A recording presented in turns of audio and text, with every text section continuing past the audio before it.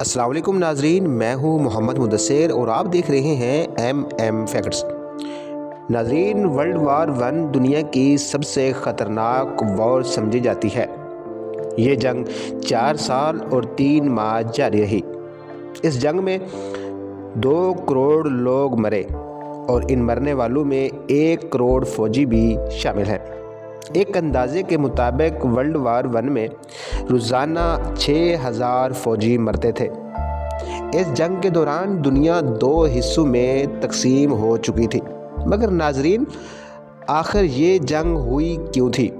آج کی ویڈیو میں ہم وہ وجہ جانتے ہیں کہ جس کے بارے میں یہ جنگ ہوئی تھی۔ آپ سے ریکویسٹ ہے کہ ایک بار آپ چینل کو سبسکرائب کر لیں اور ویڈیو کو لائک اور شیئر لازمی کر دیں۔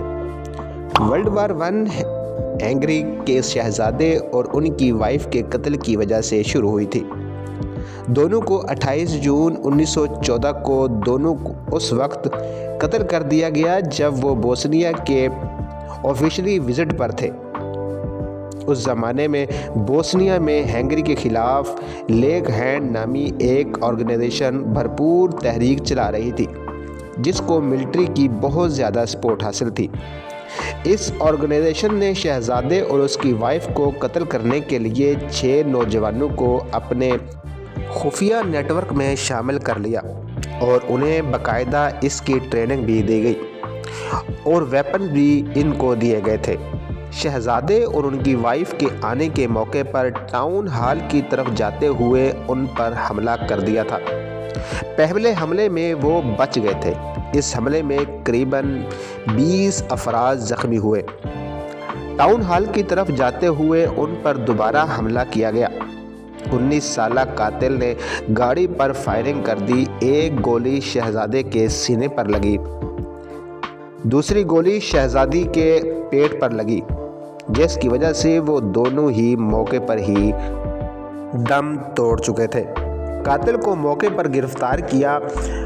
اس واقعے کے رد عمل کے طور پر بہت زیادہ ہنگامے شروع ہو گئے جو کہ آؤٹ آف کنٹرول تھے، جس کی وجہ سے ہوٹلز، بینکس، دکانوں کو آگ لگا دی گئی اور بالکل ان کو تباہ کر دیا گیا۔ 1 منتھ کے بعد بوسنیا کے خلاف ہنگری نے جنگ کا اعلان کر دیا۔ بوسنیا کے حالات پیش نظر روس سے مدد طلب کر لی۔ روس نے مدد کے لیے ہاں کر دی۔ روس کے میدان میں آنے کے بعد ہنگری نے جرمنی سے ہیلپ مانگ لی۔ آسٹریا، ہنگری اور جرمنی کا 1882 میں ایک معاہدہ ہوا تھا، جس کے مطابق یہ طے ہوا تھا کہ مشکل وقت میں ایک دوسرے کا ساتھ دیں گے۔ چنانچہ اس معاہدے پر جرمنی ہنگری کے ساتھ مل کر بوسنیا پر حملہ کر دیا۔ اس حملے کے بعد روس نے جرمنی پر حملہ کر دیا۔ اس زمانے میں الائیڈ فورسز کا ایک اتحاد تھا جس میں روس، برطانیہ اور فرانس شامل تھا۔ فرانس چونکہ فرانس اتحادی تھا، لہٰذا اس نے بھی جرمنی پر حملہ کر دیا۔ اب جرمنی پر دونوں طرف سے حملہ ہو چکا تھا۔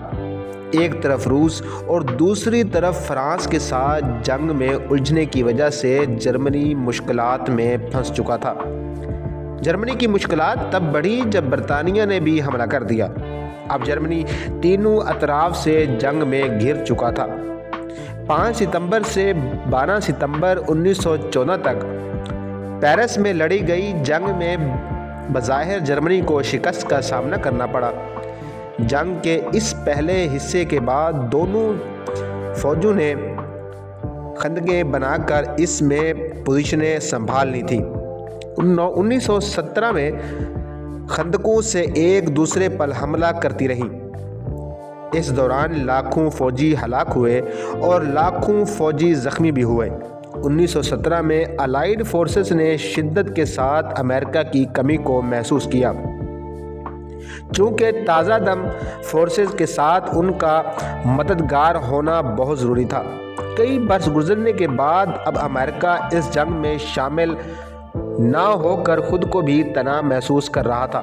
تاہم اس دوران امریکہ میں ایسے 2 بڑے واقعات ہوئے جس کی وجہ سے جنگ میں شامل ہونے یا نہ ہونے کی رائے سامنے آ چکی تھی۔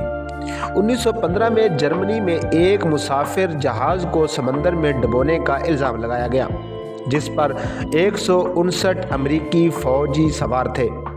دوسرا بڑا واقعہ اس وقت پیش آیا جب 1917 کے ابتدا میں جنوری کی جانب سے میکسیکو بھیجے گئے ٹیلی گرام میں امریکہ کے لیے خفیہ الزام موجود تھا۔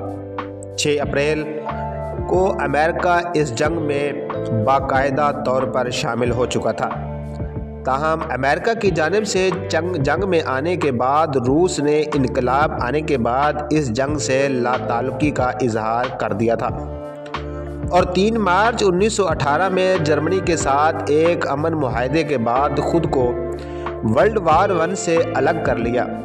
اپنی مشرقی سائیڈ سے امن ہونے کے بعد جرمنی نے اپنی فوجیوں کو امریکہ سے لڑنے کے لیے مغربی سائیڈ پر بھیج دیا، جس کی وجہ سے جرمنی مغربی سائیڈ پر جنگ مزید 1 سال تک جاری رہی۔ امریکی فوج اس وقت بہت ہی بالکل فریش اور چاقو چوبند تھے، جبکہ دوسری طرف الائیڈ فورسز مسلسل 3 سال لڑنے کے بعد تھک چکی تھی۔ 1918 کے بعد تمام فریقین کے درمیان عارضی صلح پر اتفاق ہوا اور 11 نومبر 1918 کی صبح کروڑوں لاشوں اور زخمیوں کے ساتھ ورلڈ وار 1 کا اختتام ہوا۔ ناظرین، امید ہے آپ کو ویڈیو پسند آئی ہوگی۔ مجھے دے اجازت، اللہ حافظ۔